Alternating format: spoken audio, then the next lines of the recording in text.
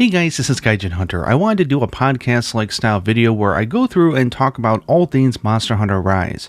I've really been focused on just spreading news of what we find out about the game, and I really haven't taken the time to discuss my viewpoints, how I feel, how excited I am. So if that sort of thing interests you, then stick around, have a nice cup of tea, and let's get into it.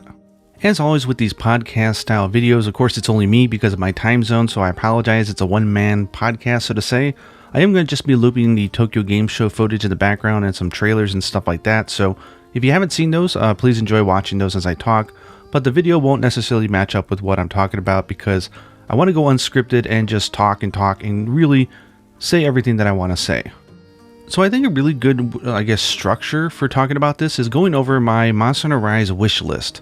This isn't a wish list that I came up with when we knew about the project. This is sort of like my wish list before we knew it existed.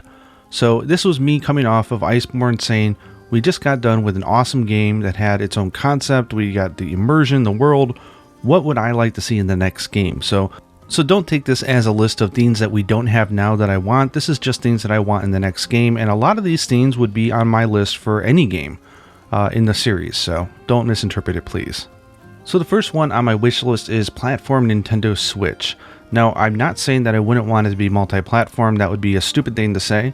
Obviously, the more people who can enjoy the game, the better, but I do know Capcom and their track record and how they think about game development.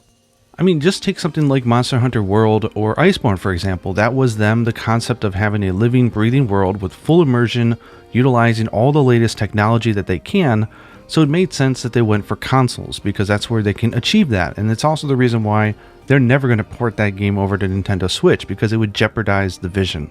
So what is it about Nintendo Switch, or just portable consoles in particular, that I really like about Monster Hunter? One, it has to do with my just personal play style. I live in Japan. I've lived here for a long time. Outside, obviously, with the pandemic, and I've been able to work from home lately, generally I will have to go up in the morning, take a train to work, I'll have an hour lunch break, I'll have train on the way back home, so I do get a lot of playing in when it comes to the train rides and during my lunch breaks. So being able to do that with Monster Hunter has been a dream for me, and of course many Japanese players as well. In a lot of households, it's really hard to get control of the TV, so being able to sit down dedicated in front of a console, a TV, or monitor is a very challenging thing to do. I have a much smaller family, I'm a single father, so it's just me and my daughter, but my situation also makes it so that I want to be able to be where she is, so I want to hang out in her room, so maybe I'll just whip out a beanbag and chill out in a room and start playing on my 3DS. I do think that, and this is for me personally, that being able to enjoy each other's company in the same space, even if you're doing something different, is an important type of interaction. Also, I love to play in bed. Get in bed, get snuggy for the night, just curl up with your pillow and do some hunts. I love that. Obviously, maybe you could do that with, streaming the PlayStation or the Xbox, but it's not the same, and I think everyone knows that. I guess the other ideas, if I want to pinpoint another point of why the Switch is so good, is obviously the implementation of a pause button is something that I think is almost standard on Switch. I do know that there's a few games that don't have it, but in general, a portable machine will have the ability to pause because they assume that the play style is going to be portable, which means that they want to give you that option. That's something that they don't have to think about so much when it comes to consoles, even though I really wish they would. And the last point, which is really hard to articulate, and some people just won't understand it, is that game design changes when you assume that your base consumer might be playing it portably. For example, Capcom have already mentioned this in interviews with Japanese media about Monster Hunter Rise, saying that they're tailoring this to be an easy Monster Hunter game that you can pick up and play as a portable game. Yes, you can enjoy it on the TV. There'll be lots of things like investigations and other things that are really good for long play sessions, but first and foremost, they need to make sure that the game is comfortable and fun to play as a portable device game. That will affect a lot of their decisions as they come up with new ideas. For example, just even basic stuff like how long is the average hunt supposed to last? Stuff like siege mode and stuff in Iceborne where they know people are sitting down and the average play session is going to be like an hour or two. They don't have to worry about that so much, and they can actually pull off some new ideas that they wouldn't really want to try out on a portable game device. I could be wrong, but I still suspect that one of the things that I did not like about, let's say, World or Iceborne was the idea that the RNG was not for charms, but decorations, which are a much more integral part to your armor. My guess is that they did this because they knew the game was going to be played for longer play sessions and there had to be a good reason to just keep playing. So a slow sort of drip feed of RNG and of getting items slowly as you put in the time is a great reward for people who stream the game, who play it for long times. It really does pay off, and it doesn't really matter what you're doing. You're getting items that are ultimately going to help you in the long run, but that doesn't really work as a portable game mechanic. In fact, I'd argue for portable games it's even more important because you know you're going to play for a very short period of time to be able to plan goals. So for example, I know I want to make an evasion set, I need some evasion decorations. I can say, okay, over lunch today, I'm going to hunt like 2 or 3 Lagombi and see if I can get the item that I need to craft that item. So having that grocery list works really good with a portable device in which you can plan out smaller play sessions. Anyways, I hope that helps illuminate why I wanted the next game to be for Nintendo Switch.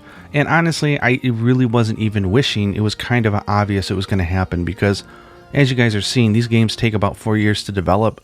So, you know, World was being developed as they worked on Generations and Generations Ultimate. They bought them the time. They came out with World and Iceborne. And it's now been revealed that they've been working on Monster Hunter Rise since the end of Generations Ultimate. So the entire time they were making Monster Hunter World and Iceborne, they've been spending that time making Monster Hunter Rise. So Rise and hopefully a Rise Ultimate will buy the time for them to make the next generation Monster Hunter for consoles, which should blow our minds.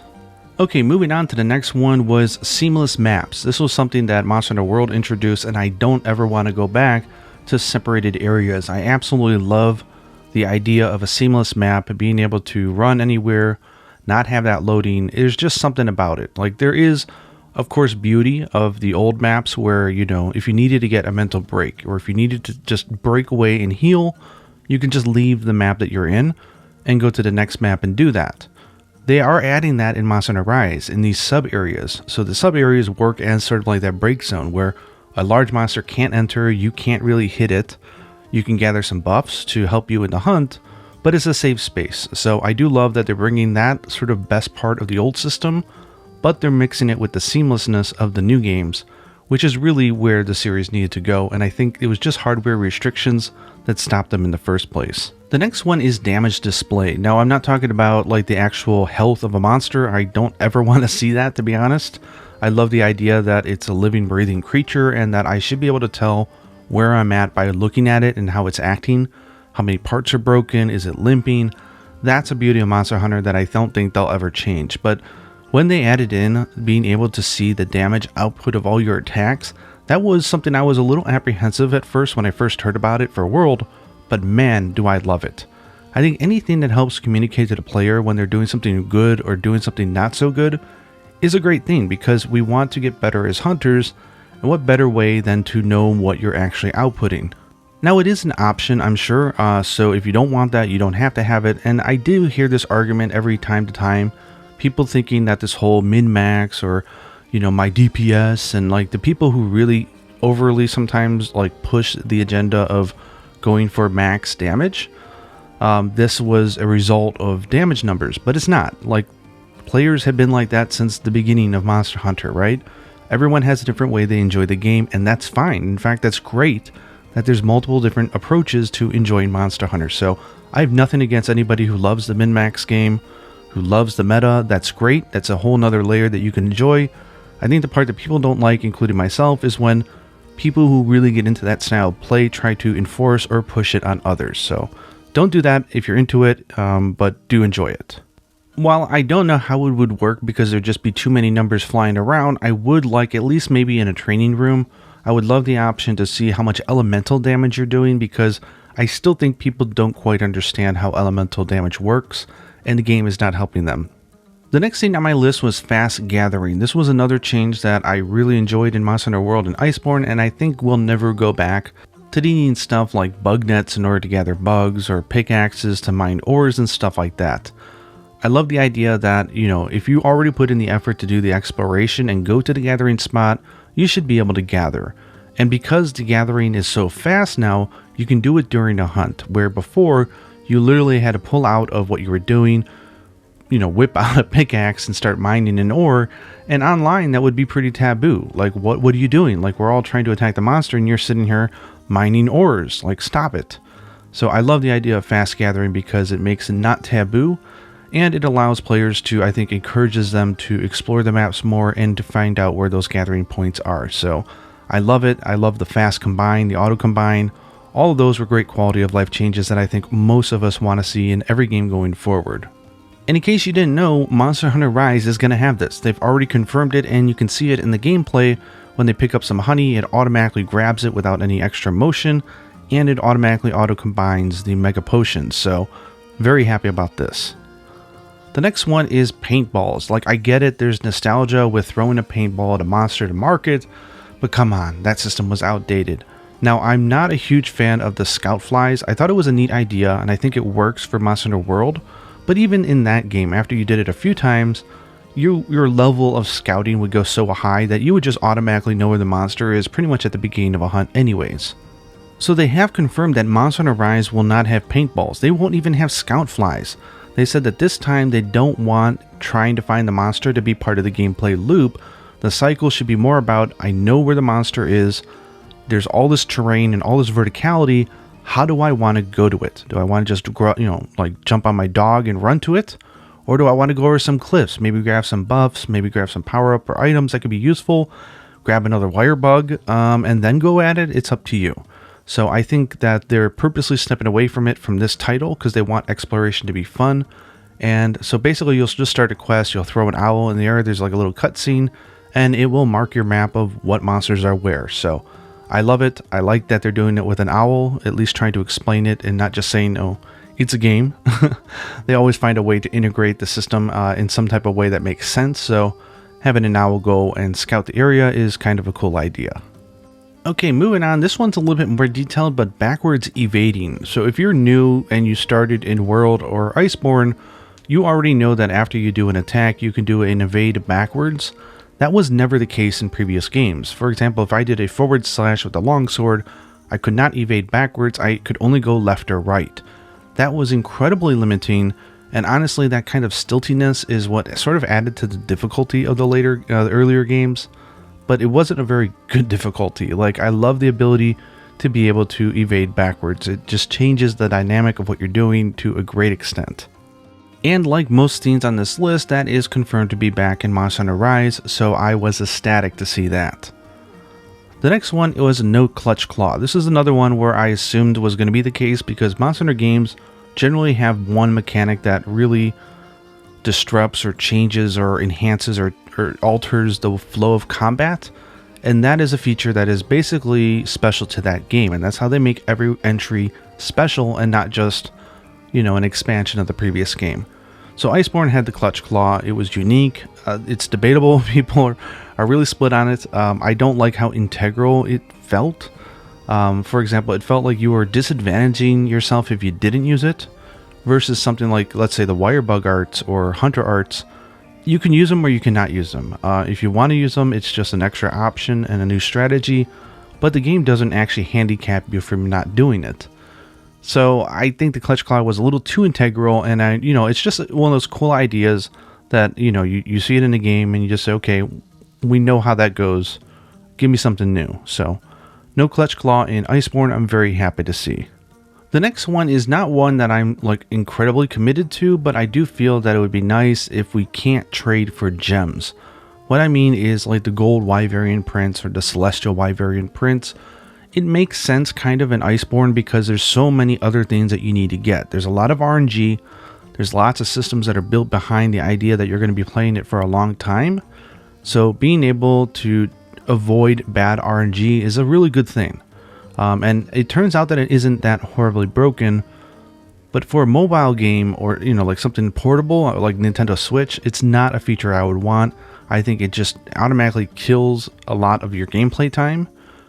What I do want to see, though, is something that helps you with bad luck, whether it's a bad luck countermeasure where like the more you hunt it and you don't get the rare drop, maybe the rate goes up. But then again, even the older games, I think we were kind of okay because they would do event quests that were harder to clear, but they had a higher percentage to get that rare item. So it was a good trade-off, right? Like, okay, you're having a problem with a Brachydios gem. Well, here's a very hard version of the monster, but you get an increased chance to get that item. So It is kind of similar to what they did with investigations, but I found that system to be a little busted because you can get so many rewards from one investigation hunt that you basically didn't have to farm a monster anymore. So that's something that I think they gave them out a little too much like candy. So I would like to see that restricted, but I'm not naive. Sometimes bad luck happens. Famously, I don't use Rathalos sets because when I started Monster Hunter with Monster Hunter 3G, which is 3 Ultimate in the West, I went 113, I believe it was, G rank, which is Master rank, hunts against a Rathalos without ever getting 1 gem. So 113 Master rank Rathalos without a stupid mantle.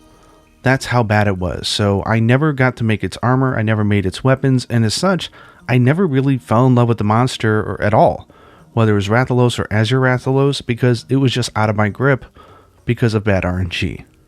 This next one, you've heard me talk about this, even in this video I think I've talked about it already, but one of my biggest gripes from the last game was Craftable Decorations. Again, I think they did this because it's a console game and it wasn't a portable game, but I love the idea of being able to craft my decorations because they're so integral to a set. Like, you could be missing a charm and still make 90% of the set that you want to make. You're not locked out from certain concepts and certain template type of sets just because you don't have the right charm. But if you don't have the right decorations, you're not getting it, period. Where in the older games, you were able to craft the decorations. Not only does this give you a grocery list of monsters to hunt, which I said before was great because for portable sessions, having these little goals was really wonderful. So if you wanted to have like a sharpness, decoration, you had to fight like a Devil Joe or whatever it was back then. If you wanted an evasion decoration, you'd fight Lagombies.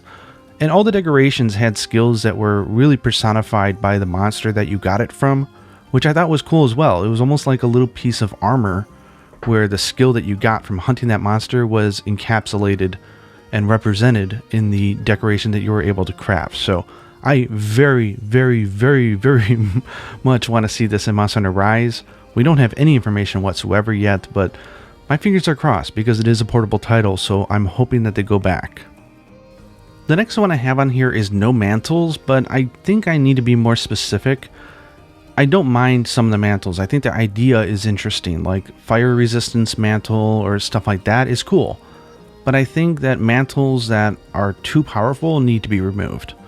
For example, the Rocksteady mantle or the temporal mantle, evasion mantle, stuff that really changes the game almost as much as your entire armor set, I think is just too powerful. I think that they did a bad job at balancing the game because of them. And I just don't want to see them. I'd rather focus more on the armor that I get from a monster being super important than, being able to bypass it just with a mantle. It just feels wrong for me. I get that I'm probably a minority here. A lot of people do like the mantles, but I didn't. One other point though, and I do think a lot of people do agree where the mantles kind of stunk, was that when you put them on, you no longer get to see that awesome armor that you crafted because the mantle visually goes over the armor, and I want to fight, and see my hunter in my trophy, my armor. I don't want to see myself constantly in what looks like a raincoat, you know what I mean? So moving on, and this is something that's already confirmed, and in fact it's even better than confirmed, is sharpness display. This is something that always annoyed me with the older games, is that you don't get to see where you are currently in your sharpness. You don't know, okay, I'm about to run out of white, I might to start thinking about sharpening my weapon. So in Monster Hunter World and Iceborne, they added that so you can see your current sharpness. I thought that was fantastic, and I wanted to see it return, and they're doing even better now. Not only do you get to see your current color and where you are in your sharpness, but you also get to see the entire sharpness blade. So okay, I'm running out of white, but how much blue do I have after this? You can see all of that in Monster Hunter Rise, and I think that is fantastic. This is another reason why, Monster Hunter games are great, is that they're super good of, standing on the shoulders of the game that came before it, and really taking some of the great ideas from the previous entry and making them into staples. So, super happy about this. This next one is a little bit debatable probably, because people don't necessarily agree with me here, but I do feel that the older games, maybe not something as old as like Monster Hunter 1 or 2 of course, but especially the portable games, there was just seemed to be a little bit more color, a little bit more vivid template being used, especially in the hub town, where I feel that World and Iceborne were a little bit more on a realistic color palette, if that makes any sense. So I kind of wanted the next game to go back to a little bit more color, which I think it's going to be. I've already marked it as it's going to be a thing in the game, but obviously we've only seen one map. If all the other maps are like not very colorful, then maybe I'll be like, I thought we were going to have it, but we don't. But at this point, looking at the colorful nature of the town with the oranges, the blacks, the blues, the pink from the cherry blossoms and stuff like that, I think it's pretty safe to assume that this is going to be a pretty colorful game. And maybe this is another thing where maybe the portable systems demand it. Maybe if they weren't as colorful, maybe it's harder to, maybe visually it's harder to grasp all the different elements. So anyways, I'm happy so far with what we've seen, but I do want to see more maps and I want to see a little bit more of the hub town. So very happy to see where they're going, and I'm hopeful. This next one was sort of another one that goes with it, the game being portable. What I wanted non-cluttered maps. What I mean is that the concept of World and Iceborne, it made sense that the maps were heavily populated, whether it's through vegetation, wildlife, trees, bushes, streams, all sorts of stuff, right? It was done super well. It was incredibly immersive, but I kind of miss the old feeling of being in an arena with the monster, where every little area that you fight it's like a boxing arena where the focus is really on you and the monster and the back and forth between the two of you. And they even went out in Japanese interviews about Monster Hunter Rise the other day and specifically said that they wanted to restrict the amount of elements in a map to make it more intimate, so that you'd have sort of that back and forth between you and the monster.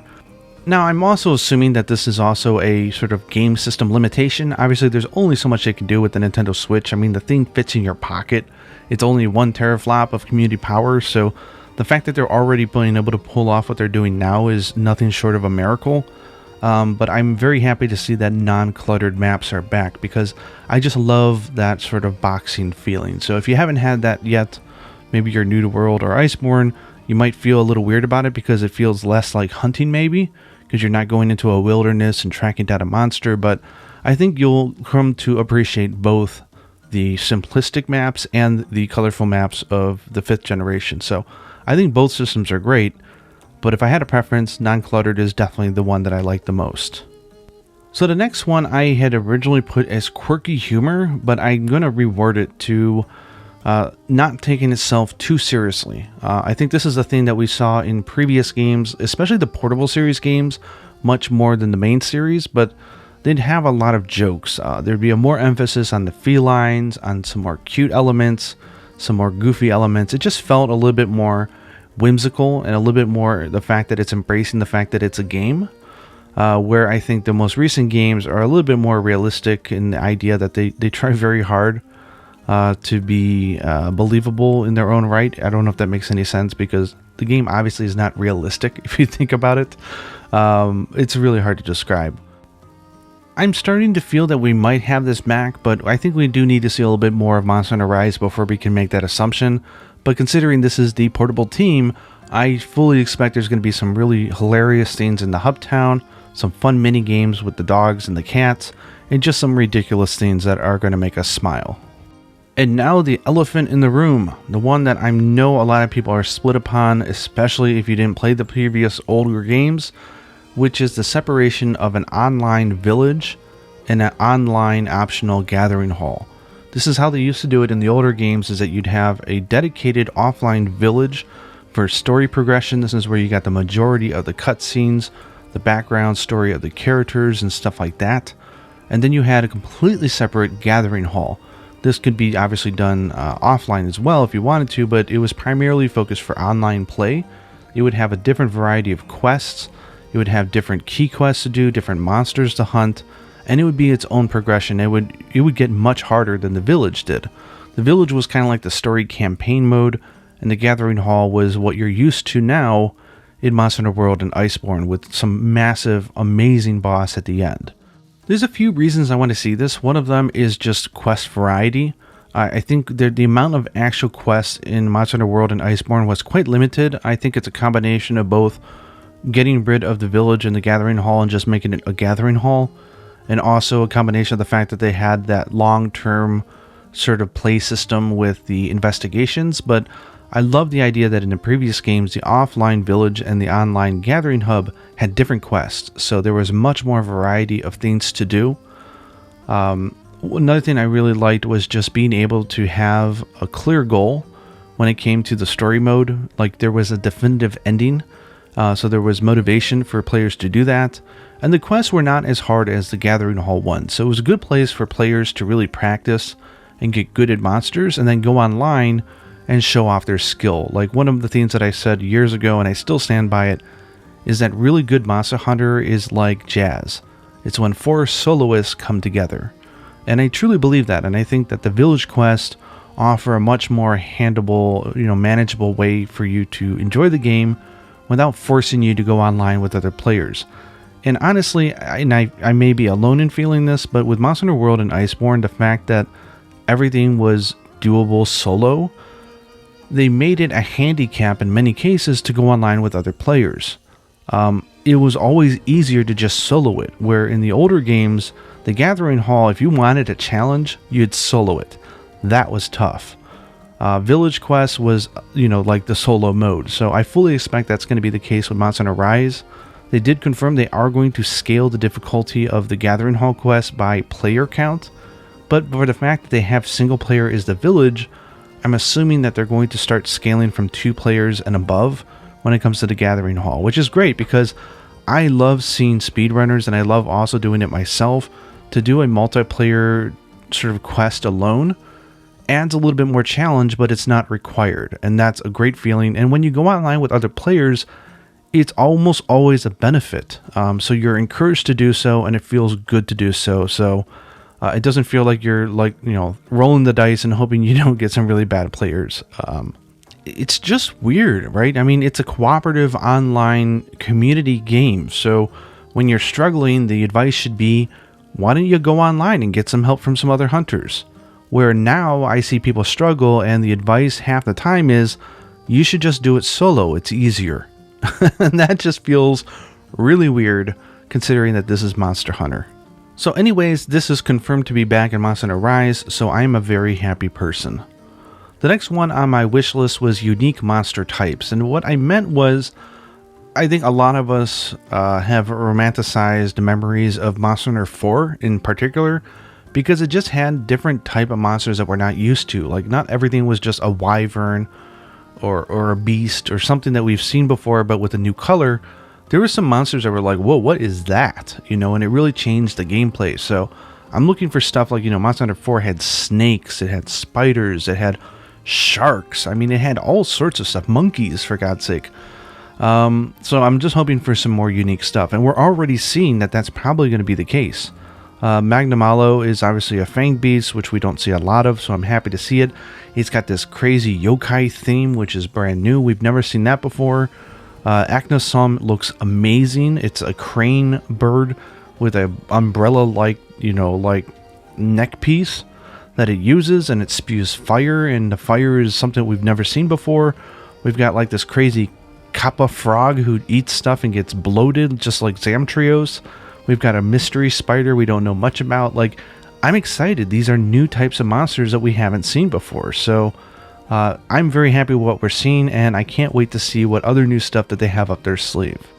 The next one is I wanted a colorful and cultured world. And this was something that I was talking a little bit about in some previous videos, where I played Monster Hunter because I want to escape the real world. I want to roleplay. I want to feel that I'm in this completely different universe, and I want the hub town and everything around it to have its own culture. I want it to be believable. I want to daydream about living there. You know what I mean? That's something like Yukumo Village. Like, there's such a culture in everything that they do. Like, between the food, between the ways that they do their armor, everything is just very, cohesive. It's themed. And I'm sure they had this in Iceborne and World, but I never felt an Astera or something like that was an area that I would want to live in.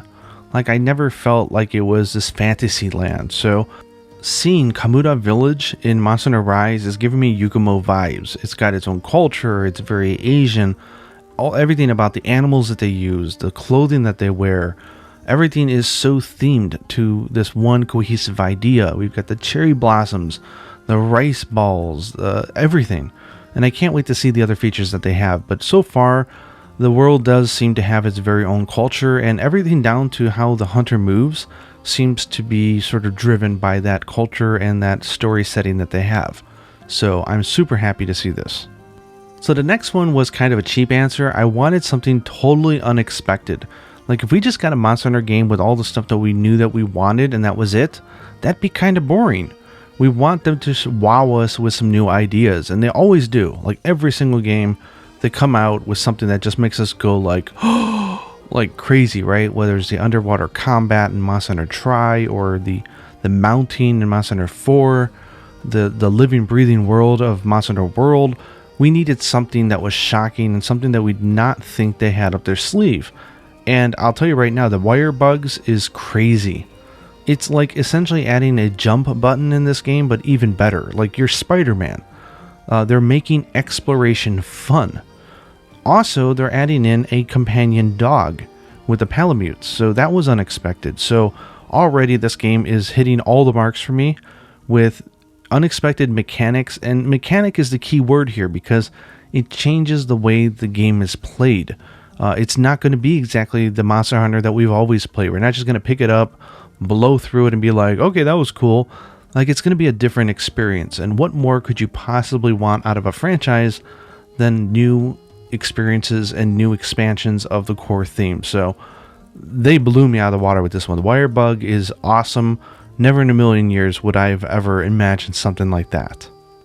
They really haven't talked about the town of Kamuda yet, so I'm hopeful that this is going to get in because it's such a great feature from World and Iceborne. But the training room was fantastic. Not only did it let players practice combos, learn the moves, and other stuff like that, but you could test out your sets. You could do all sorts of stuff. So I really hope that they bring back the training room in this game, because it's a fantastic feature that honestly I didn't even think about until World came out. I was like, well, that's a really smart idea.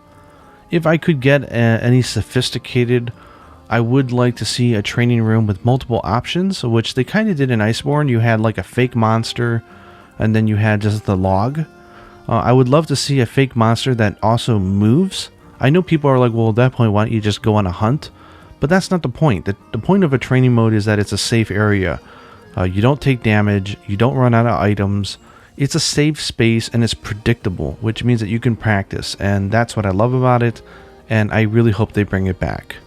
Global release. This must sound alien to new players, but in the past, games did not always come out at the same time in the West as they did here in Japan.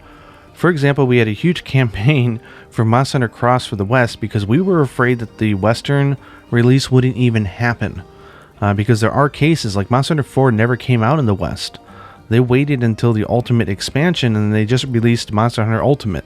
So there was like an entire year and a half of a new Monster Hunter generation, and Western players didn't even have it. So I was pretty sure this was going to be the case because the Western community really came through with amazing sales on the 5th generation. So I was hoping we'd see a global same-day release, and we are. So I'm super excited to hunt with everybody day one on Monster Hunter Rise. Okay, I know I've been blabbing on for a long time, but we're getting towards the last 5 sort of things on my wish list, and that'll cover, my final thoughts. But if you can't tell right now, I'm super happy with Monster Hunter Rise. It is checking off all the boxes of everything I could want out of the next Monster Hunter game. The next one is rejoining if you disconnect. This is an issue that we've had with previous games, including World and Iceborne, that if you have someone with a bad connection or just there's a hiccup in the network and they disconnect, they can't easily just rejoin the hunt, and that stinks. I don't even care about SOS. I just want the idea that if I give the room ID to somebody, I want them to be able to join my quest in progress. They did confirm through an interview with Arix Gaming that they do plan to have some type of mechanic to allow people to join a quest in progress, but they wouldn't go into details. So my fingers are crossed that maybe it's not SOS, but they have a way that you can, if you have a room ID, you can join a room that's in progress. That would be awesome. That would allow you to join friends if you disconnected. It would allow you to join if you're a little bit late, or if the team leaves without you on accident, because that's a thing that happens. They'll leave in a quest when you're still preparing and you're like, oh, I thought you already confirmed and you were ready to go, but you weren't. Anything to help you rejoin. That was just an issue. That's a legacy thing that I would love to see them solve. The next one on my list was a photo mode, and I actually think we're going to get this because there was a Japanese interview in which they asked how they're going to be using motion controls like the gyro sensor, and they said that it would never be required. It would always just be an additional option if you wanted it. But not only will they have gunner weapons be able to use the motion controls if you want to, they said that they'll also use it for other stuff such as the camera function. What does that mean? You know, it sounds a lot like a photo mode, which is exactly what I want. The world of Monster Hunter is so gorgeous. Not only just during a hunt do you want to grab screenshots, but just in general. And the fact that you can move anywhere in this game in particular, I just think having a dedicated photo mode, some way that you can generally move the camera around freely to take snapshots of your experience, would be a fantastic feature. I loved it in something like Zelda, and I would love to see it in a game like Monster Hunter, and I think they're going to add it. We have to wait for a little bit more details, but I'm super optimistic now. And this is the last big topic, which is 4-person hubs. A lot of people who have a lot of friends, or they're Twitch streamers, or they have communities, they were very happy at the idea of a 16-person hub because they were able to utilize it. But I think for most players, the 16-player hub was horrific. The idea that, okay, I want to go on a hunt against a certain monster. In the older games, because there was a 4-person hub, you would post your room and you would put on the room what you were actually hunting, right? Because you want to get players that want to do the same stuff as you. No one seems to do that anymore. I think that's probably because of the SOS system. But you would join a room and there would be all the hunters right there. In most cases, right? Because you're not joining mid-progress. There's something about being able to join a room where everybody's visible in the same room with you. Being able to greet each other and say hi, see what everybody else is running, decide on what weapon you want to bring, leave on the quest together and come back, whether it's through failure or success. There's something about it that just feels social, you know, like it just feels great. And it's hard to describe. I might do a video about this at a later time, talking about why the 4-person hub, when done correctly, is a fantastic feature. I'm not saying that they can't have the option for a 16-player hub. I think any time they add more options, it's a good thing. But I would love to see the 4-person hub be back. And that's exactly what they're doing with Monster Hunter Rise. I know some people are not happy with it, and I feel you. But for the majority of us, I think because we've experienced 4-person hubs, we understand how much more communication there is, and how much camaraderie, and how much just of a social experience it is, that I'm excited to go back. And hopefully when you get to experience a 4-person hub, you'll see what I mean. This next one I actually think is probably very, very likely that it is the case with Monster Hunter Rise. But before I even knew that there was going to be a Monster Hunter Rise, one of my desires was to see Reo Uratani return to be the main composer. He did all the music for well, not all, but he did a lot of the music for Monster Hunter Portable 3rd, which is that very Asian title with Yukumo Village. He did pretty much all the new music for Generations and Generations Ultimate, and I absolutely love his compositions. I love all the composers of Monster Hunter, but I think this was time for him to come back, and I can't wait. He's got such melody, such an embrace of different types of instruments. I just love his work. So considering that Hide, which is a Asian group that plays like shamisen and the shakuhachi, they're now confirmed in the concert that they just had. They said they will be performing on some songs in Monster Hunter Rise, which makes sense because it's so Japanese feeling. He likes to use that group a lot, so it makes me think that he's probably coming back. He did like and retweet the announcement of the game, so that's another sign that he might be back. But I'm looking forward to get some confirmation because his music is so good. If you listen to any of the new music from Generations, like the Faded 4, he did all those songs, and he's just fantastic. So fingers crossed on that, but honestly, I'm happy with any composer they have. They always knock it out of the park. And the final one, and this is obviously is confirmed, it was I wanted the next game to be by Ichinose. Ichinose is the director of the Portable series, so he did Monster Hunter Portable, Monster Hunter Portable 2, Monster Hunter Portable 2nd G, which you guys know is Monster Hunter Hunt Freedom Unite, which was the game that got Monster Hunter on the map, both domestically and even in the niche communities in the West. Monster Hunter Portable 3rd, Monster Hunter Generations, Generations Ultimate. Although Generations Ultimate, he wasn't the director, but he did help on it. While I love all the main team and the portable team, there's just something about Ichinose I absolutely adore. I love the fact that his team always uses true attack value. They don't use bloat values, so you know, like, let's say you're using a sword and shield and it's 300 attack, and you're like, okay, I want to try out a greatsword, but you don't want to grab a greatsword that's not as powerful as the current sword and shield that you're using. With the bloated values, you don't really know whether or not it's the same. I mean, maybe the weapon tree is like the same location, so you can get the idea, or the rarity level is close, but you really don't know unless you calculate it. He likes the idea of using the true attack value, so a 300 attack raw for sword and shield, the comparable weapon will be a 300 attack raw greatsword. It might confuse people because a greatsword obviously does a lot more damage per hit than a sword and shield, but I love the true raw values being shown. Also, obviously, his concept with the portable series has always been embracing the felines and the animals and just finding ways to differentiate from the main series. The portable series has long been known for being sort of like the experimental test bed for new features that might make it as a staple in the main series. So they basically take the stuff that the main series team, like, mad respect. They set the tone for the generation. They come up with a huge big change. For example, like the 5th generation, seamless maps is the thing. And now the portable team will be able to run with that idea and do something completely wild and different with it. And it's always fantastic to see what they do. I love the flashy, sort of almost anime-like aspects of some of the stuff that he's been doing in recent games. And I just really like him. So I was excited at seeing that he's back for Monster Hunter Rise. It was kind of a given though, because there's not a lot of directors in Capcom for Monster Hunter. Obviously, Daisuke Ichihara was a brand new director who did Monster Hunter Generations Ultimate and Iceborne, but generally it's Fujioka for the main series, and Ichinose is the director of the portable series. So with World and Iceborne being done, it was kind of obvious that Ichinose would be the director, but we just had longtime producer of the portable series, Kojima.